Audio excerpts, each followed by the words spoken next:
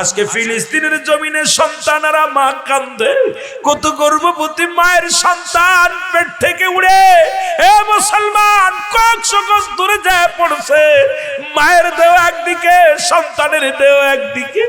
এ মুসলমান শুনে নাও, শুনে নাও, ওই কান্না বিফলে যাবে না, ওই রক্ত বিফলে যাবে না। একদিন এই জালিমদের জুলুমের বিচার রব্বে কারীম জমিনের মধ্যেই করবে। জোরে জোরে বলেন ঠিক কিনা?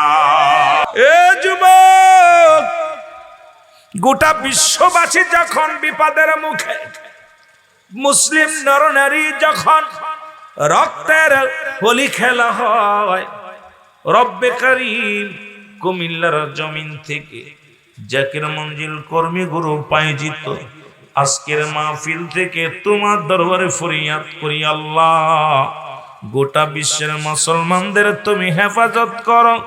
আখেরি মুজাদ্দেদ, আখেরি জামানার মহাইমাম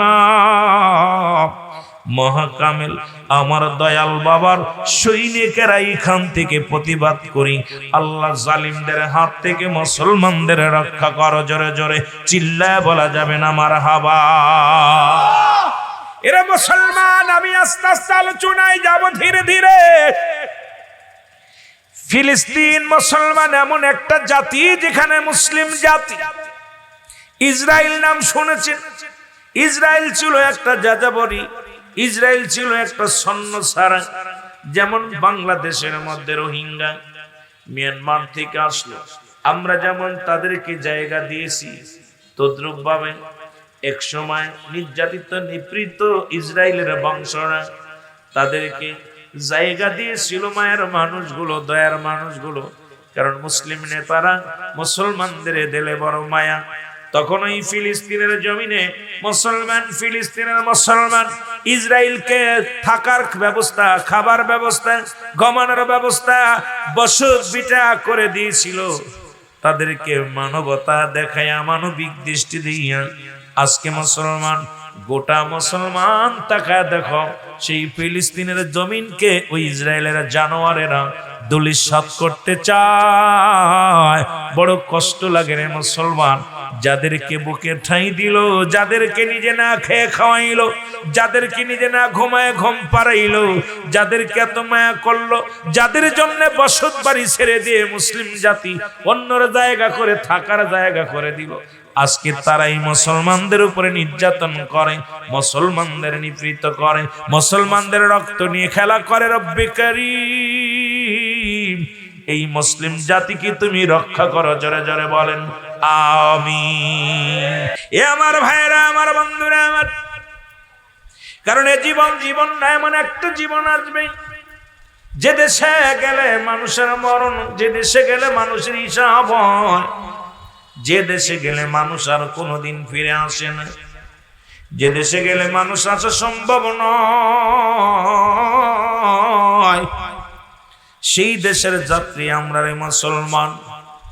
কত রাজা, কত বাদশা ফিলিস্তিনের জমিনের যারা আজকে যারা কষ্ট দাও, শুনে নাও এই ইসরায়েলের জানোয়াররা, শোনো, তোমাদের চাইতে শক্তিতে রব্বে কারীম তোমাদের চাইতে বড় বড় নেতা বানিয়েছিল ফিরআউন, নমরুদ, কারণ যারা খোদাই দাবি করেছিল, যাদের কাল্লাল পৃথিবীর ক্ষমতা তাদের হাতে দিয়েছিল, রব্বে কারীম তাদেরকে গোটা পৃথিবীর দায়িত্ব রব্বে কারীম তাদের হাতে দিয়েছিল।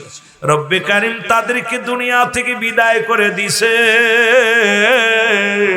আজকে তোমরা ক্ষমতার জন্য কত শিশু হত্যা করো, কত নারী হত্যা করো,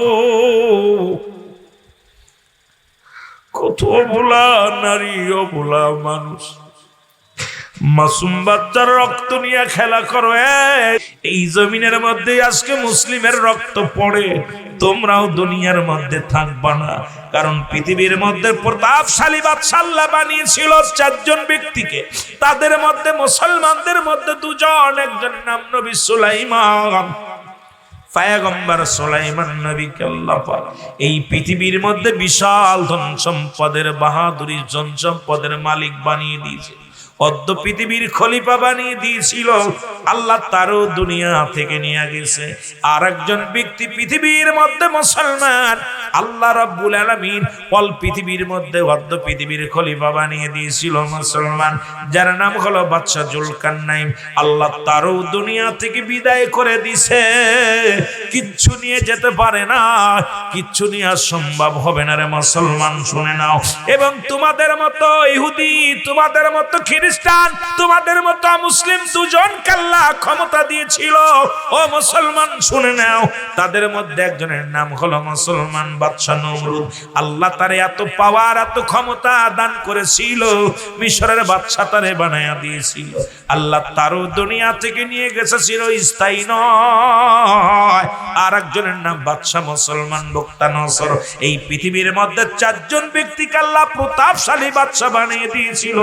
আল্লাহ তাদেরকে দুনিয়া থেকে নিয়ে চলে গেছে, কিচ্ছু নিয়ে যেতে পারে নাই। কারণ রব্বে কারীম তুমি আজকে হাজার মানুষের রক্ত নিয়ে ইসরাইলের সৈনিকেরা শোনো, আজকে তুমি অন্যের মায়ের বুক খালি করে মনে করছো সম্পদের পাড় গড়বা, অন্য মায়ের রক্ত, অন্য মায়ের বুক খালি করে মনে করেছো দেশ স্বাধীন করে দেশের মধ্যে ভাগ বসাইবা। এই দুনিয়ার মধ্যে কিচ্ছু বলতে কিচ্ছু থাকবে না। আল্লাহ বলে কুল্লু মান আলাইহা ফান। আল্লাহ কয় বান্দার এই জমিনের মধ্যে কিচ্ছু বলতে কিচ্ছু আমি রাখবো না। এই জমিনের মধ্যে যা কিছু আছে আমি আল্লাহ চিহ্ন বিচ্ছিন্ন করে দিব।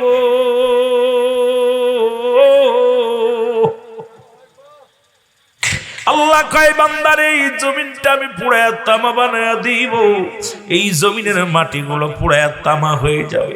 এই মাটির জন্য আজকে অন্যের মায়ের বুক খালি করো, আজকে এই মাটির জন্য সুদ খাও, এই দুনিয়ার সম্পদের জন্য ঘুষ খাও, সুদের পাহাড় গড়ে ফেলেছ রে বান্দা, শুনে নাও। আল্লাহ কয় বান্দার এই জমিনের মধ্যে আমি কিচ্ছু বলতে কিচ্ছু রাখবো না।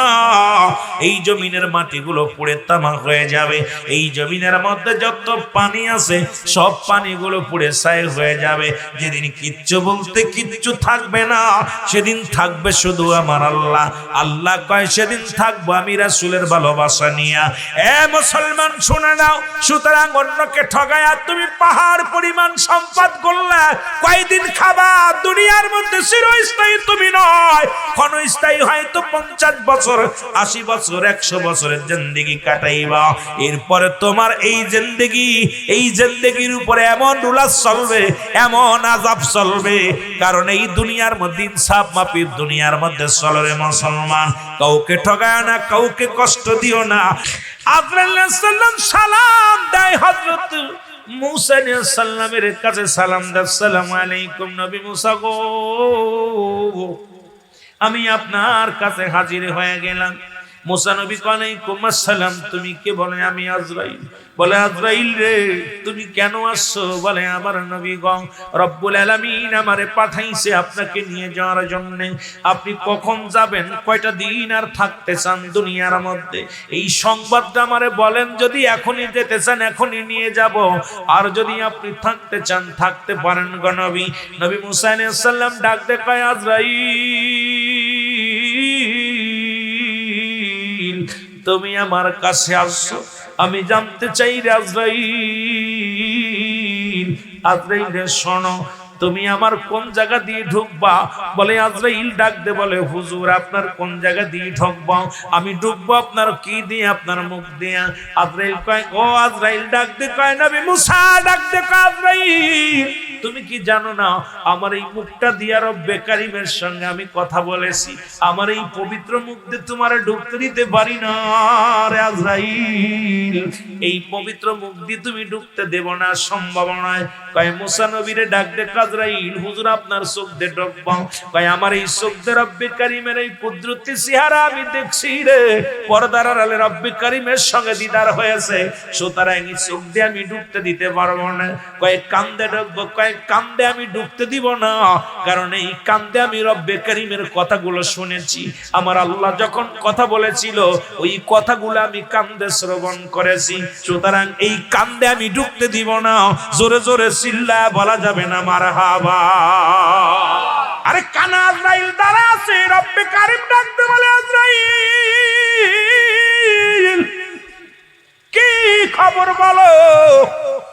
ইমানদারের কত পাওয়া।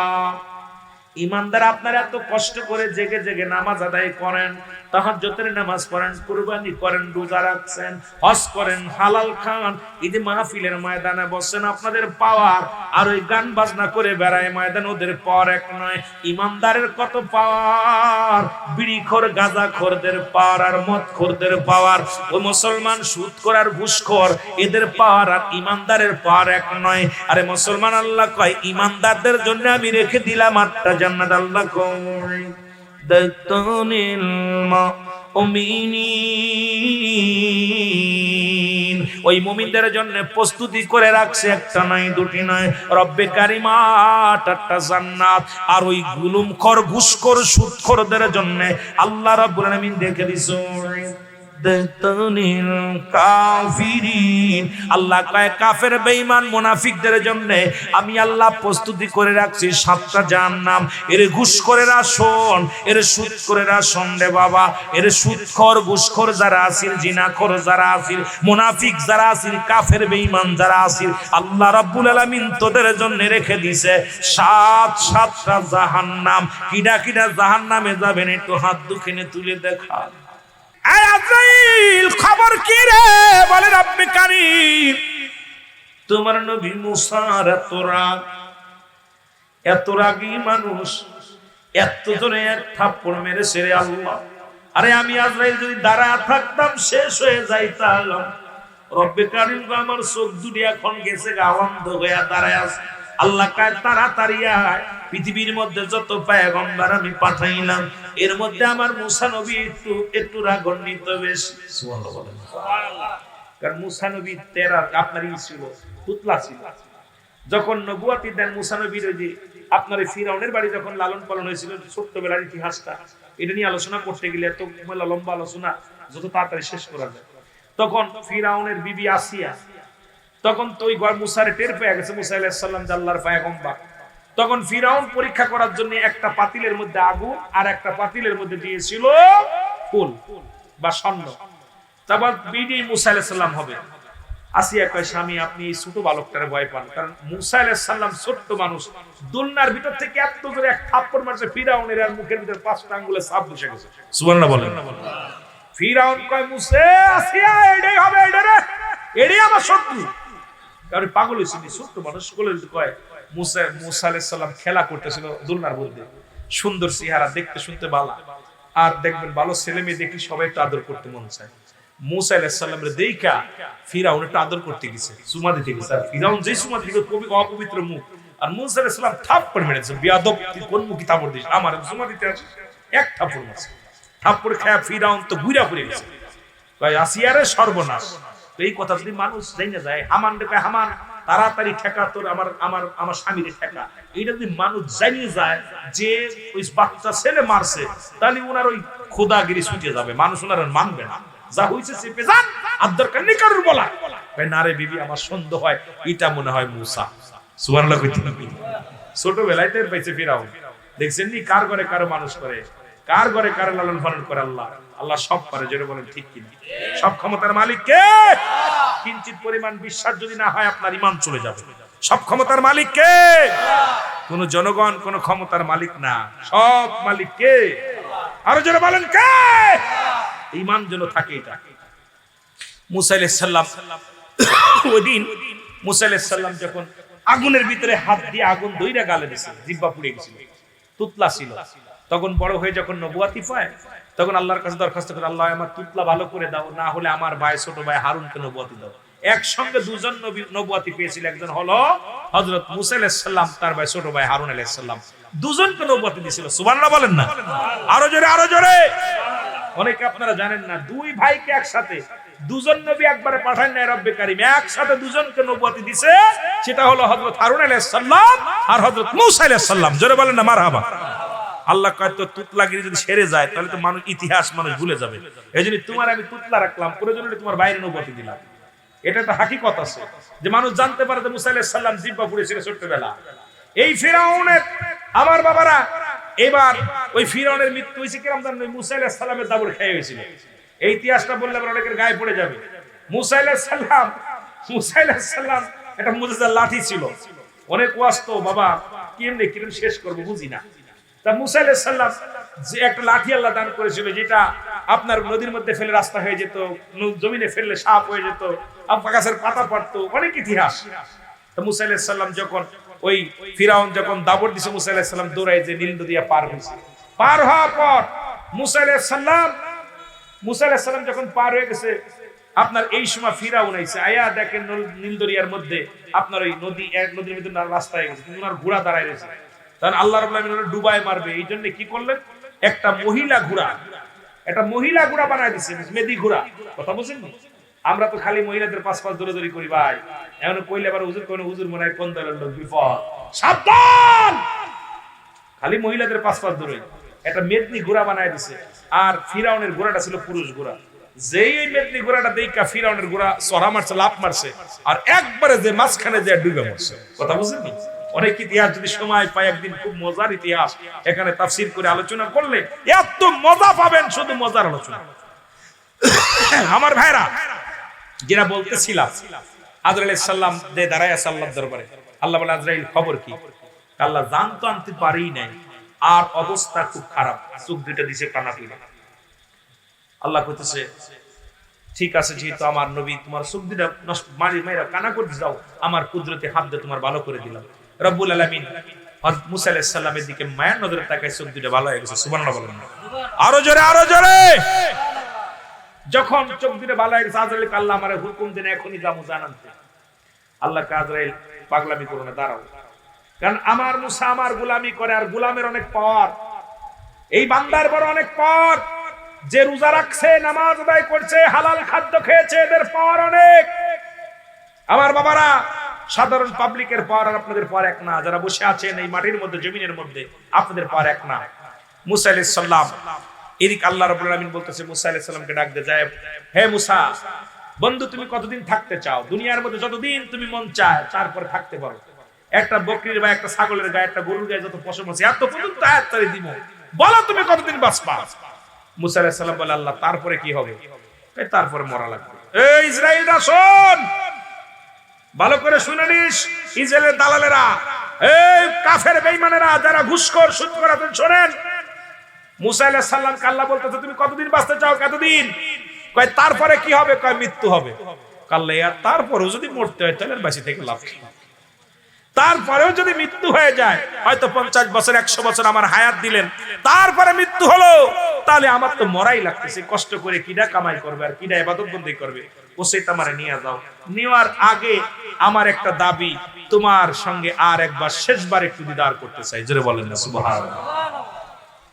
রব্বুল আলামিন ডাক দিয়ে বলে, মুসা তোমার মঞ্চে 4 একবার তুমি আমার কুদরতি এই নূরের তাজাল্লি দেখবা। ঠিক আছে, আমি মেনে নিলাম। কবে আসবা? বলে আল্লাহ ধৈর্য সয় না, এখনই তো আসতে চাই।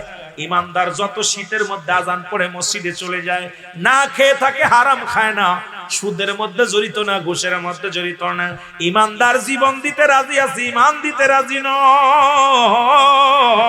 এর মুসা নবী ডাক দিয়ে কয়, রব্বি কারীম, আমি আপনার গোলাম, আমি আপনাকে ভালোবাসি গো রব্বি কারীম, দেরি তো সয় না, তাহলে আগামী দিনে আসি। ঠিক আছে, আসো।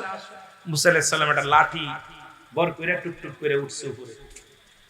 ওঠার সময় মুসা আলাইহিস সালাম যায় তুর পারে যায়, রব্বি কারীমের সাথে দেখা সাক্ষাৎ আলাপ তালাপ হলো, মানে পর্দার আড়ালে, সরাসরি দেখা না। আবার কেউ বলতে পারে সরাসরি না, সরাসরি না, পর্দার মধ্যে আলাপ আলোচনা হলো। যাবার সময় মুসা আলাইহিস সালাম বলতে, আল্লাহ আপনার কাছে আমার একটা দাবি, সেটা আমার বনি ইসরাইলের মানুষগুলো একটু খাবার ব্যবস্থা করে দিবেন। আল্লাহ আমি তো চলে যাব, আমার যাওয়ার পর সবাই তো আমার দিক তাকায় থাকতো, আমি রহমতের নবী যদি চলে যায়, আমার গোত্রের মানুষগুলো অসহায় হয়ে যাবে, তাদের একটু খাবারের ব্যবস্থা করবে। আল্লাহ কয়, মুসা যাও, এই দায়িত্ব আমার, তোমার না, তুমি যাও। যাইতেছে মুসা আলাইহিস সালাম, আল্লাহ একটু কথাটা দিলাম, একটু আল্লাহ তোমার কাছে না দিয়ে গেলাম, আমার বনি ইসরাইল একটু দেখেন। সুবহানাল্লাহ বলেন না? দেখেন তার গোত্রের কত ভালোবাসতো, মাত্র কত ভালোবাসতো। চলে গেছে। আমার আল্লাহ বলে, মুসা তোমার হাতে কি? কয় লাঠি। দাও, বাড়ি লাগায়া, সামনে বাড়ি লাগায়া দিছে। এটা পাথরের মধ্যে বাড়ি মারছে, বাড়ি মারা আপনার এক জায়গায় পাহাড়ের উপরে বাড়ি মারছে, বাড়ি মারার পর দেখে একটা পাথর, পাথরের মধ্যে বাড়ি মারছে, বাড়ি মারার পর দেখে বিশাল এক নদী, নদীর মধ্যে পাহাড়ের মধ্যে নদী, নদীর মধ্যে দেখে এক পাথর। মুসা আলাইহিস সালামকে আল্লাহ বলে পাথরের মধ্যে বাড়ি মারো। পাথরের মধ্যে যখন বাড়ি মারছে দেখে একটা ওর মধ্যে একটা হরিণ, হরিণের মুখে ঘাস, তাজা ঘাস, হরিণের মুখে তাজা ঘাস। মুসা আলাইহিস সালামকে আল্লাহ ডাক দেয়, হে মুসা তুমি দেখছো পাহাড়ের মধ্যে নদী, নদীর মধ্যে পাথর, পাথরের মধ্যে হরিণ আছে, সেই হরিণকেও আমি আল্লাহ তাকে তাজা ঘাস খাওয়াইতেছি। সুতরাং তোমার এইটা নিয়ে চিন্তার কোনো কারণ নাই, পেরেশানিত হওয়ার কারণ নাই। আমি রব্বে কারীম, সমস্ত মাখলুকাতের মালিক, আমি রব। কাকে কোন ভাবে খাওয়াইবো এটা সব দায়িত্ব আমার। এ সুদখোর রাসন, সুতরাং সুদ খায়া বড় হবি, সুদ ঘুষ খাইয়া মনে করছি বাড়ি গাড়ি করবো। আরে আমার রব্বে কারীম এই দুনিয়ার সমস্ত কীটপতঙ্গ সব কিছুকে খাওয়ায় কে? আরো যারা বলেন কে? সুদ খেয়ে হয়তো জীবন কিছু করতে পারবি বাবা। সুদখোর আর জিনাখোর, সুদ খা হারাম না হালাল? যারা বলেন হারাম না হালাল? ঘুষ খা হারাম না হালাল? আরো যারা বলেন। হযরত মুসা আলাইহিস সালামের মৃত্যু বিষয়ে আজরাইলকে নিয়ে কিছু কথা বলার জন্য অনুরোধ করেছে। রব্বুল আলামিন কখন কারে কি করব, কোথায় কারে করব, এই মুসা নবী কিন্তু ফিরাউনের বাড়ি লালন পালন হয়েছিল। রব্বে কারীম ইসরায়েলেরা ভুলে গেলে চলবে না। এই রকম কোন মুসা যেন আগমন করবে, মুসলমান তোমাকে সাইজ করার জন্য কোন আল্লাহর মাহবুব বান্দা তৈরি হয়ে আছে, জোরে বলেন ঠিক কিনা? এই মুসা আলাইহিস সালাম কার ঘরে লালন পালন হয়েছিল? ফিরাউনের ঘরে। কার ঘরে? জোরে বলেন কার ঘরে? এ যুবক, আমি আস্তে আস্তে যাব আলোচনায়। এ আমার যুবক বন্ধুরা, দিলের কান্ডা লাগা শোনো।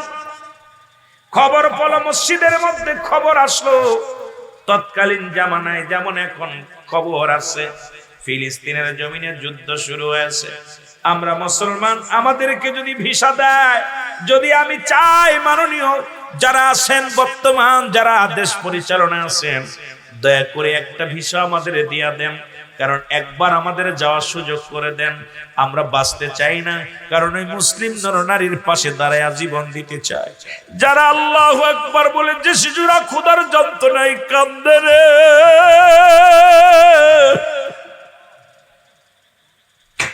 বনের লতা খাইতেছে ক্ষুধার যন্ত্রণায়, ওই শিশুগুলো অনাহারে, শিশুগুলোর রক্ত ঝরে জমিনের মধ্যে, আর ইসরায়েলের দালালেরা ঘোরাফেরা করে জমিনের মধ্যে, তাদের নজরে বাঁধে না।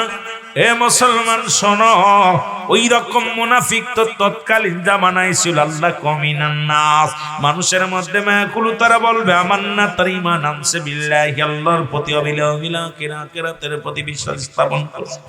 ওমা হুম বিমুমিনিন, আল্লাহ ডাকতে বলা খাবি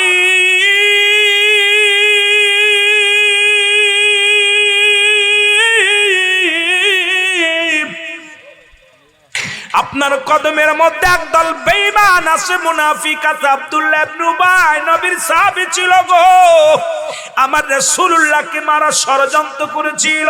আরে মানুষ মুসলমান না, শব্দের অর্থ মানুষ। আমাদের মধ্যে মুসলমান কিছু আলেম রূপী জানোয়ার আছে, তারা দেখায় ইসরায়েলে ও ফিলিস্তিন সুরক্ষিত আছে, মুসলমান মসজিদুল আকসা সুরক্ষিত আছে। শুনে নাও, শুনে নাও, যেখানে শত শত নারীর কান্না, শত শত মুসলমানদের কান্না, যেখানে মসজিদে মুসলমান ইসরায়েলের অনুমতি ছাড়া যেখানে ওই ফিলিস্তিনের মসজিদুল আকসায় যা যায় না, ও মুসলমান শুনে নাও, যেখানে মুসলমান সেখানে কেমনে নিরাপত্তায় আছে রে মুসলমান? নিজের স্বার্থের জন্য মুসলমানদের ধোঁকা দিতে চাও। এই মুনাফিক তৎকালীন জামানাও ছিল, এখনো আছে রে মুসলমান। এই মুনাফিকরা মুসলমানদের চিরশত্রু। কাফেরদের চাইতে একজন মুনাফিক সবচেয়ে ইসলামের ক্ষতিকারক। জোরে জোরে চিল্লায় বলেন ঠিক কিনা? এই জন্য আমি বললাম আল্লাহ কমিনান নাস, নাস শব্দের অর্থ হলো মানুষ। কষ্ট পাচ্ছেন আপনারা? কিছু মুনাফিক দেখতেছি ঘোরাঘুরি করতেছে, আর কয় এটা ভালো আছে, সুরক্ষিত আছে, এটা ভালো আছে, ওটা ভালো আছে। এদিকে গোটা বিশ্ব যখন বিপদের মধ্যে, যেখানে মসজিদুল আকসার পাশে আশপাশে কোথাও একটা ফিলিস্তিনের পতাকা নাই, যেখানে সম্পূর্ণ ইসরায়েলের পতাকায় বন্টন করতেছে, ইসরায়েলের সৈন্যগুলো পুরো দেশ নিয়ন্ত্রণে নিয়ে এনেছে। আর গোটা বিশ্বের কিছু মুনাফিক মুসলমান আমাদের চোখে ধুলা দেয়, চিন্তা করে যে এইটা মুসলমানরা নিরাপদ আছে। না, গোটা বিশ্বের মুসলমান শুনে রাখো, আমরা ফিলিস্তিনের জন্য জীবন দিতে রাজি আছি। যদিও যেতে না পারি, তবু এই বাংলার জমিন থেকে চোখের পানি দিয়ে প্রমাণ করতে চাইল আমরা ফিলিস্তিন মুসলমানদের পাশে ছিলাম, আছি, থাকবো। যদি জীবন দিতে হয় দিয়া দিব। জোরে বলেন ঠিক কিনা? আর একটু জোরে বলেন ঠিক কিনা?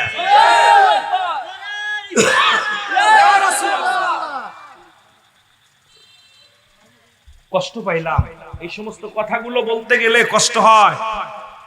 আমি আজকে দেখলাম মোবাইলের মধ্যে কিছু সাধুবাদ ভাইরা, তারা মানুষের সামনে প্রচার করতেছে যে ফিলিস্তিন নিরাপদ আছে, এটা নিরাপদ আছে। আমি আল্লাহর কসম করে বলি, এ ভাই, অল পৃথিবীর মুসলমান যেখানে ফিলিস্তিনের দিকে ঝুঁকে গেছে, সেখানে আপনারা কেউ বিভ্রান্তিমূলক কথা বলবেন না। কারণ মুনাফিকের নজরে কখনো ভালো কিছু নজরে পড়ে না। জোরে বলেন ঠিক কিনা? মুনাফিকদের নজরে ভালো কিছু পড়বে না। কারণ আজকে ফিলিস্তিনে যে দেখলাম, প্রতি 2 মিনিট পর পর বোমা বিস্ফোরণ হচ্ছে। 2 মিনিট পর পর ফিলিস্তিনের জমিনে বোমা ফাটাইতেছে। যেখানে বড় বড় 10 তলা 20 তলা ভবন গুলো জমিনের সঙ্গে একদম মিশায়া দিতেছে। আজকে আপনি যদি বলেন যেখানে নিরাপদ আছে ওখানে নিরাপদ আছে, কারণ এই মিডিয়া গুলো প্রচার করতেছে যেগুলো নাকি মিথ্যা বলতেছে। মিথ্যা বলতেছে না। কারণ আপনাদেরকে আমি অনুরোধ করব, কোনো বাজে দিকে তাকানোর সময় নাই। আমরা এখান থেকে যতটুকু পারি ফিলিস্তিনের সহযোগিতা করব। ফিলিস্তিনের জন্য প্রতিটা মসজিদে মসজিদে দোয়া করবেন, প্রতিটা মাহফিলে দোয়া করবেন। আমি মুসলমানদের কাছে আমার দাবি থাকবে, নিশির শেষ রাত্রে উঠে ফিলিস্তিনের জন্য 2 রাকাত তাহাজ্জুদের নামাজ পড়ে আল্লাহর দরবারে দোয়া করবেন। রব্বে কারীম যেন আবাবিল পাখি পাঠায়া দিয়া, আমরা তো যেতে পারছি না, আমাদের হাত পা বাঁধা, আমাদের তো ভিসা দেবে না, আমাদের তো আমাদের বিমানের যাওয়ার ব্যবস্থা করে দিবে না, আমরা যেতে পাসপোর্ট পাবো না। তবে একটা অনুরোধ থাকবে, আপনারা চোখের পানি ছেড়ে মুসলিম জাতির জন্য কাঁদবেন। আল্লাহ, তোমার কাছে দয়া ভিক্ষা চাই। আল্লাহর মুসলমানদের রক্ত আমরা দেখতে পারি না, মুসলমানদের করুণ দৃশ্য সহ্য করতে পারি না, ফিলিস্তিনের ওই কান্না আমরা সইতে পারি না। রব্বে কারীম, এই বাংলার জমিন থেকে আমরা তোমার দরবারে ফরিয়াদ করি, আল্লাহ তুমি মুসলিম মিল্লাতের শাখ হয়ে যাও। জোরে বল আল্লাহু আকবার। আর একটু জোরে বলেন আল্লাহু আকবার। মুহাব্বতের সঙ্গে দুরূদ শরীফ পড়েন। আল্লাহুম্মা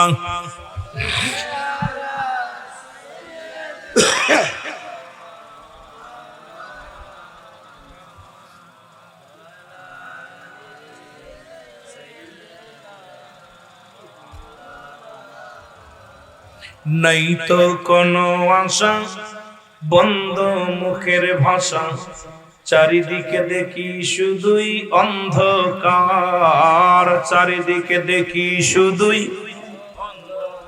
আরো জোরে বলেন, নাই তো কোনো আশা, বন্ধ মুখের ভাষা, চারিদিকে দেখি শুধুই অন্ধকার। বলো, চারিদিকে দেখি শুধুই। নাই তো কোনো আশা, বন্ধ মুখের ভাষা, কথা বললেই দোষ। আওয়াজ দিয়ে বলেন, নাই তো কোনো আশা, বন্ধ মুখের ভাষা, চারিদিকে দেখি শুধুই অন্ধকার। বলো, চারিদিকে দেখি শুধুই। না না আর মানি না ইহুদিদের ওই বাহানা, না না আর মানি না খ্রিস্টানদের ওই বাহানা, ওদের ওই ধোঁকার পিছে আছে যে শুধুই মিশে। আমরা তো আচ্ছা বোকা, বারবার খাচ্ছি ধোঁকা, আমরা তো আচ্ছা বোকা, বারবার খাচ্ছি ধোঁকা। নাই তো কোনো আশা, বন্ধ মুখের ভাষা, চারিদিকে দেখি শুধুই অন্ধকার। বলো, চারিদিকে দেখি শুধুই। আরো জোরে বলেন, চারিদিকে দেখি। কেউ নাই, যাবেন নি? যাবেন না? হায় হায়, জানলাম যাইতেন কি তা কইতাম রে বা। দুনিয়ার আগুন একটু রোদ্রু দিছে বেশি, তাই রোজার কয়টা রোজা কি যে কষ্ট হয়েছে রে ভাই। রোজার এই শেষের রোজাগুলো মাঝে মাঝে যে কষ্টটা তাপ দিছে চিন্তা করতেছিলাম আপনাদের কেমন জানি না, আমাদের এদিকে প্রচন্ড গরম করেছিল। আল্লাহ দেখতে আল্লাহ কি অবস্থা, মানুষগুলো কেমনে বাঁচবে, জাহান্নাম এই আগুনগুলোর ভাই পাথর গুলো হবে জ্বালানি, কথা বুঝছেন?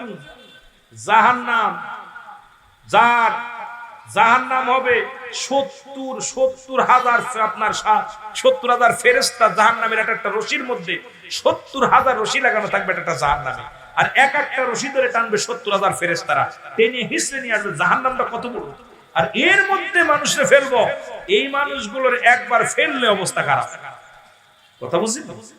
আল্লাহ আমাদেরকে নাজাত দিও, জোরে বলেন আমিন, আরো জোরে বলেন আমিন। আপনারা বসে আছেন জাহান্নামের জন্য না জান্নাতের জন্য। ঈমানদারদেরকে আল্লাহ জান্নাত দিবেন, আল্লাহ সহায় হবে, আল্লাহ সহায় না, আল্লাহ সহায়। এ আমার ভাইরা, আমার বন্ধুরা, আমার রব্বে কারীম ডাকতে বলে একটু মহব্বতের সঙ্গে দুরূদ শরীফ পড়েন। আল্লাহুম্মা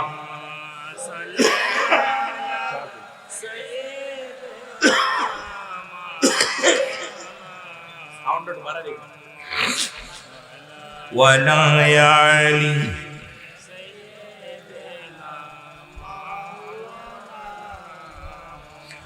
ওয়ালা ইয়ালি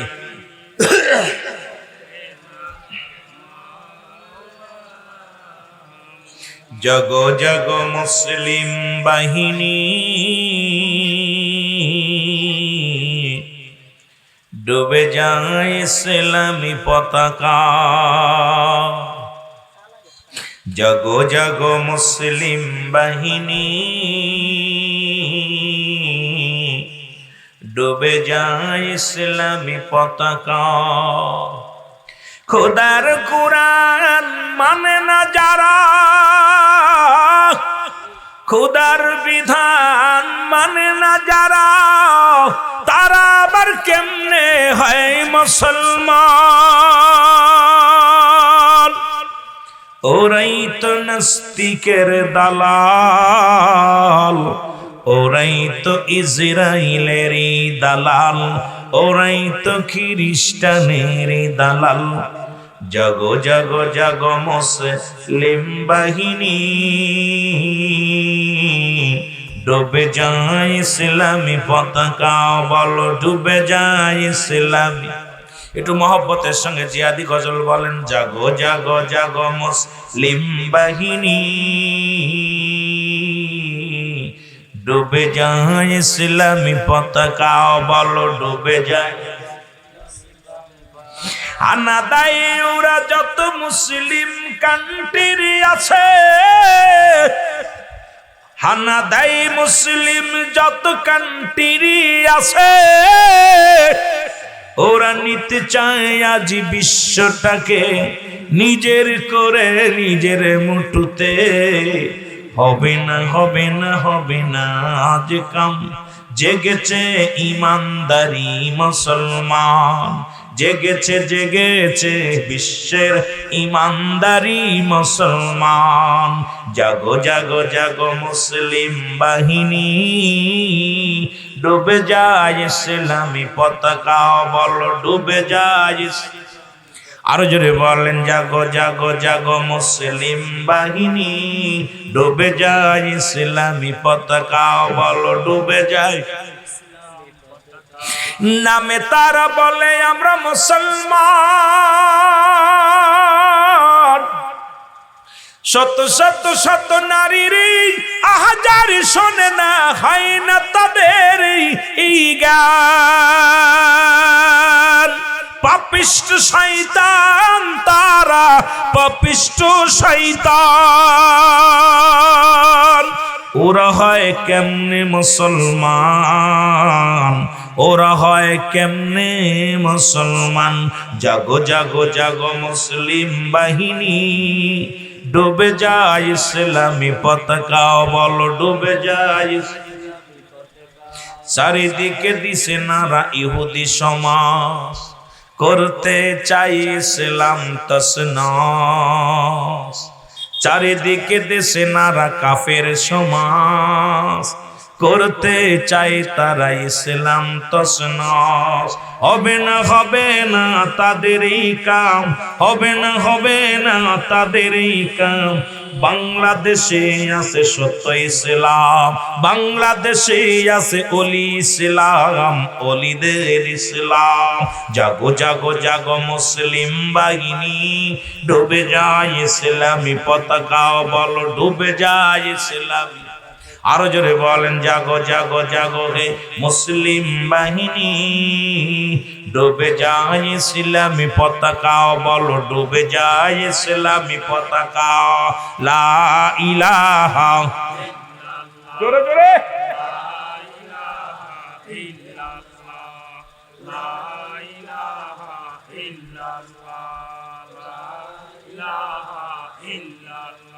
এ আমার ভাইরা, আমার বন্ধুরা, আমার কটা কথা বলে আমি আলোচনায় চলে যাব। আমাকে একটা বিষয় দিচ্ছে,